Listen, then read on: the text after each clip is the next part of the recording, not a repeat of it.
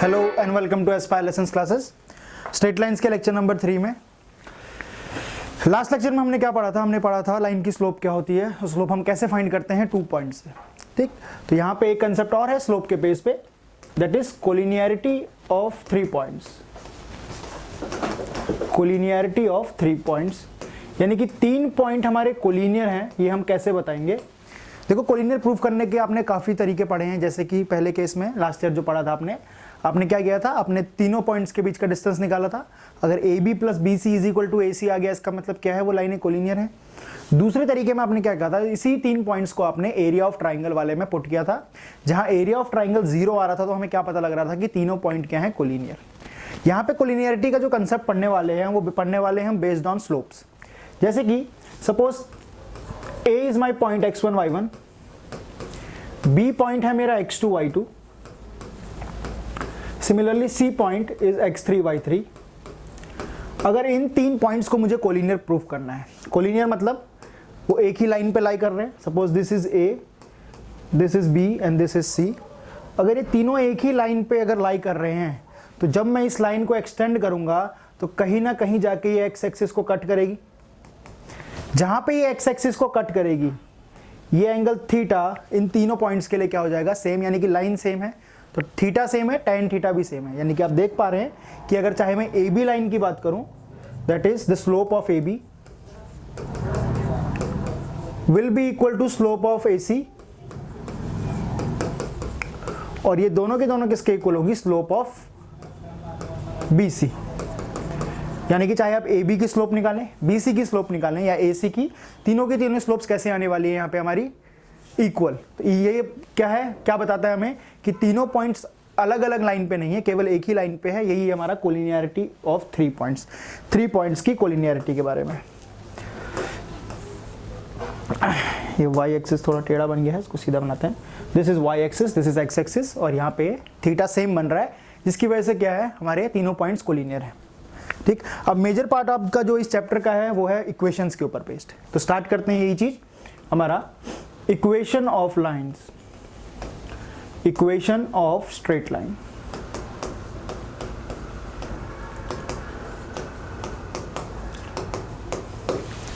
Straight line की equation आपने पढ़ी है, लीनियर इक्वेशन होती है 2 वेरिएबल्स में, जिसमें एक x होता है, एक y होता है। ठीक, तो सबसे पहले बात करते हैं equation of a line parallel to x axis. x axis के पैरेलल जो लाइन है उसकी इक्वेशन। तो सपोज ऐसी कोई लाइन है जो x एक्सिस के पैरेलल है, आपको पता है ये कांस्टेंट फंक्शन होता है। ये सपोज पॉइंट है 3, तो यहाँ पे इक्वेशन क्या हो जाएगी इस लाइन की? y is equal to 3। तो x एक्सिस की कोई भी पैरेलल लाइन है वहां पे y क्या है? कांस्टेंट बन जाता है, y is equal to k। तो equation of line parallel to equation this is that is y is equal to k, और यहाँ पे k की वैल्यू अगर 3 लूं तो इक्वेशन कैसी है इसकी? y is equal to 3। Second point में अगर यही लाइन हमारे y एक्सिस के पैरेलल हो जाए, equation of a line parallel to y axis के पैरेलल हो जाए, उस केस में क्या होता है? देखना, यहाँ पे मेरा x कांस्टेंट हो जाएगा, यानी एक सेम x हो जाएगा पूरी लाइन के ऊपर। तो उसकी इक्वेशन कैसी होती है? x is equal to k। Example के लिए x इज इक्वल टू 3 अगर कोई लाइन है तो ये 3,0 पॉइंट है। इस पूरी लाइन पे x की वैल्यू क्या रहेगी? केवल और केवल 3। कैसी लाइन की इक्वेशन? जो y एक्सिस के पैरेलल है।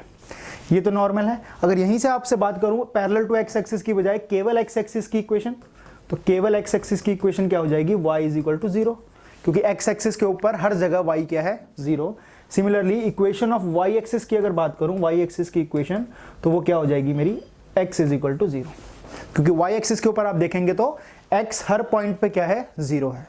तो ये तो बेसिक बिल्कुल line parallel to y axis और x एक्सिस के पैरेलल अगर कोई लाइंस हैं उनकी equation y is equal to k और x is equal to k इस टाइप की होती हैं। ठीक, अब कुछ फॉर्म्स है हमारी लाइन की जहां से हम क्या है? लाइन की इक्वेशंस बना सकते हैं, जिसमें से पहली फॉर्म है हमारी वो है पॉइंट स्लोप फॉर्म। यानी कि यहां पे क्या है? आपको एक पॉइंट दिया होगा और लाइन की स्लोप दी होगी, जिसके बेस पे आपको लाइन की इक्वेशन बनानी है। फॉर एग्जांपल सपोज ऐसा है, सपोज ये कोई भी लाइन है it is passing through x1 comma y1, और इस लाइन की स्लोप जो है वो स्लोप कितनी दे रखी है मुझे, slope is equal to m। मुझे इस लाइन की इक्वेशन बनानी है जहां पे एक पॉइंट गिवन है और एक लाइन की स्लोप गिवन है। तो क्या करता हूं, किसी भी लाइन की इक्वेशन बनाने के लिए एक general point x comma y ले लेता हूं उस लाइन के ऊपर, है ना, जो क्या है वो लोकस वाला पॉइंट की तरह, लोकस के पॉइंट की तरह भी बिहेव करेगा, यानी कि x और y इस लाइन के ऊपर हर एक पॉइंट को सेटिस्फाई करेगा। जो हम इक्वेशन में भी देखते हो आप लाइन की ax प्लस by, ये उस टाइप का xy मैंने जनरल पॉइंट ले लिया है। अब इन दोनों के बीच की स्लोप निकालूंगा, वो इस लाइन की स्लोप के बराबर होगी। तो 2 पॉइंट फॉर्म से इसकी स्लोप कितनी हो जाएगी, m is equal to y coordinate का डिफरेंस, यानी कि y माइनस y1 अपॉन में x माइनस x1। इसको अगर मैं यहाँ क्रॉस मल्टीप्लाई करूँ तो इक्वेशन क्या आ जाएगी, x माइनस x1 m के साथ is equal to y minus y1, और इसको जनरल फॉर्म में कैसा लिखते हैं हम लोग, that y minus y1 is equal to m of x minus x1। ये x1 y1 क्या है, वो पॉइंट जहां से वो लाइन पास कर रही है, m क्या है मेरी लाइन की स्लोप। तो क्या करना है, बस कुछ नहीं, इस इक्वेशन में वो पॉइंट पुट करना है और स्लोप पुट करनी है, यहां से आपकी क्या है पॉइंट स्लोप फॉर्म में इक्वेशन आ जाएगी। तो ये है हमारी फर्स्ट फॉर्म, क्या है वो, पॉइंट स्लोप फॉर्म, पहली फॉर्म जब पॉइंट और स्लोप गिवन हो। बात करें दूसरी फॉर्म की, जस्ट इसी की तरह है, वहां पे आपको स्लोप गिवन नहीं होगी, आपको स्लोप क्या है निकालनी पड़ेगी, उसे हम बोलते हैं 2 point form.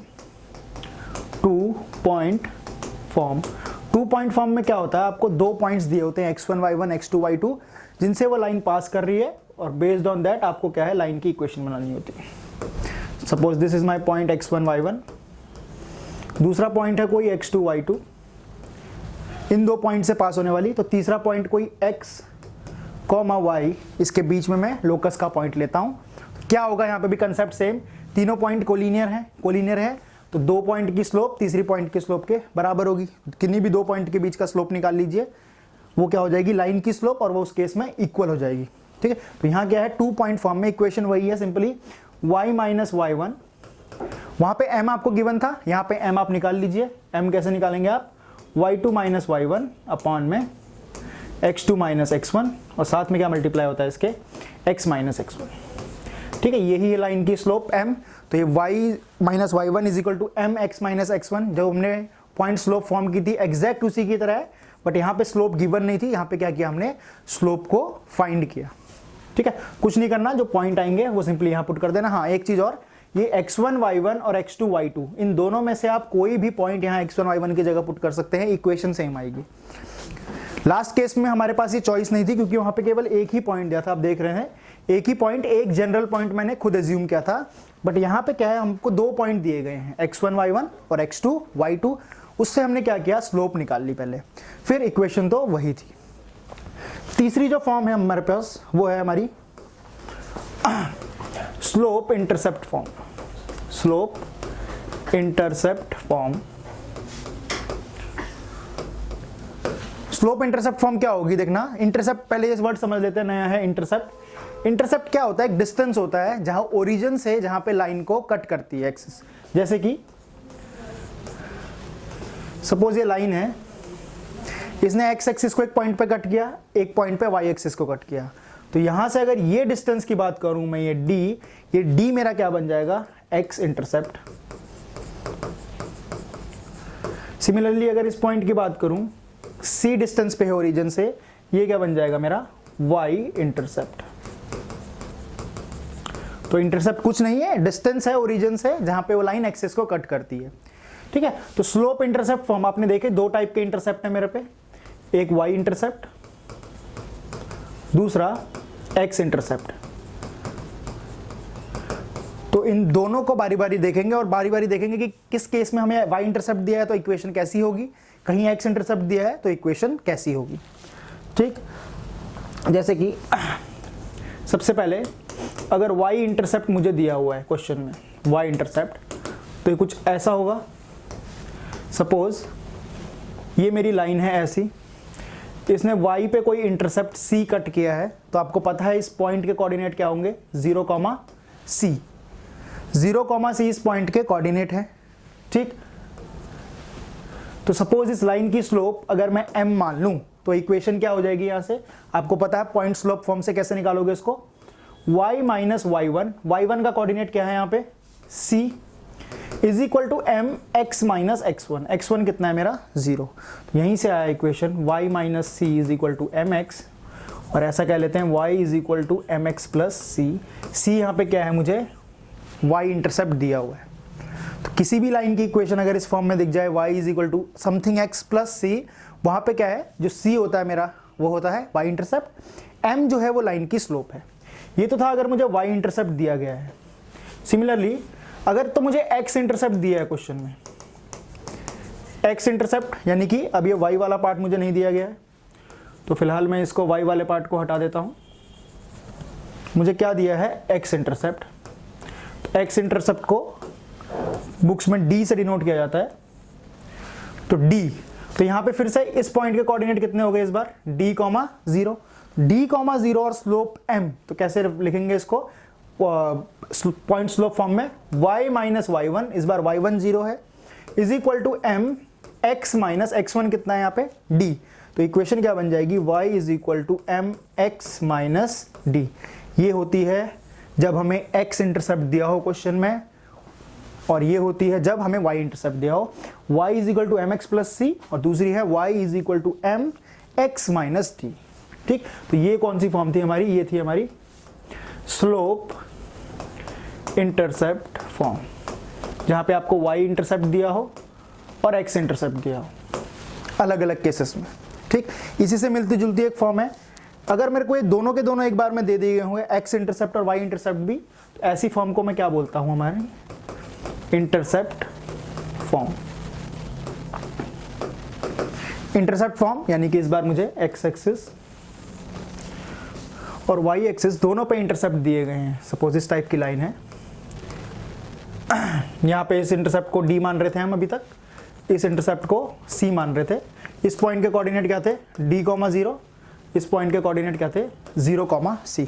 d, 0, c 2 point form से यहाँ से लाइन की इक्वेशन आ सकती है। लाइन की इक्वेशन क्या होती है y माइनस y1 यानी कि इस बार पॉइंट क्या है मेरा c, 0, c is equal to m, यहाँ पे स्लोप। तो बात करें अगर लाइन की स्लोप की, तो स्लोप कैसी हो जाएगी 0 माइनस सी अपॉन डी माइनस 0, यानी कि माइनस सी बाय डी।